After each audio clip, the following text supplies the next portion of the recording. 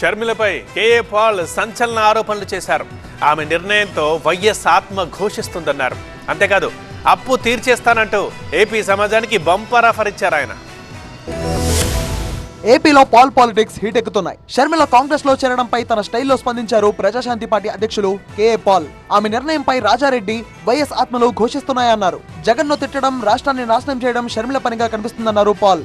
ఏపీని నాశనం చేయాలనుకుంటున్నారా అని కాంగ్రెస్ ను ప్రశ్నించారు. పదవుల కోసం షర్మిల తన పార్టీని సోనియా కమ్మేసిందని ఆరోపించారు కేఏ పాల్. అంటే రాజారెడ్డి గారు, రాజశేఖర రెడ్డి గారు ఈ రోజు బ్రతుకుంటే షర్మిలాని ఏ విధంగా అడ్డుకునేవారు అన్న విషయం నాకు బయలుపడింది. వచ్చే ఎన్నికల్లో 175 సీట్లలో ప్రజాశాంతి పార్టీని గెలిపిస్తే జగన్ ను, చంద్రబాబును సలహాదారులుగా పెట్టుకుని సుపరిపాలన అందిస్తామన్నారు పాల్. 12 లక్షల కోట్ల అప్పులు తీర్చేస్తానని బంపర్ ఆఫర్ ఇచ్చారు ఆయన. నేను 12 లక్షల కోట్లు 5 సంవత్సరాల్లో అప్పు తీర్చుతా, సంవత్సరానికి డబల్ ని బడ్జెట్ 2 లక్షల కోట్లు 4 లక్షల కోట్లు చేసి చూపిస్తా. అంతేకాదు విశాఖ ఎంపీగా గెలిపిస్తే తన తడాఖా ఏంటో చూపిస్తా అన్నారు. ప్రధాని మోదీ తనపై పోటీకి దిగాలని సవాల్ విసిరారు కేఏ పాల్.